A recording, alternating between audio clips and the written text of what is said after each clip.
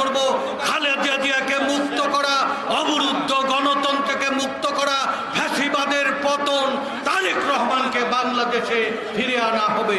শহীদ দেশের জাতীয়তাবাদী নেতৃবৃন্দের উপরে জুলুম নির্যাতন চালাচ্ছে, তারপরও বাংলাদেশ জাতীয়তাবাদী পরিবারের, জিয়া পরিবারের একটি সদস্যকেও কিন্তু এই আওয়ামী লীগ সরকার, এই ফ্যাসিস্ট সরকার সরাতে পারেনি। কারণ বিএনপি জনগণের দল, বিএনপি জনগণের কথা বলে।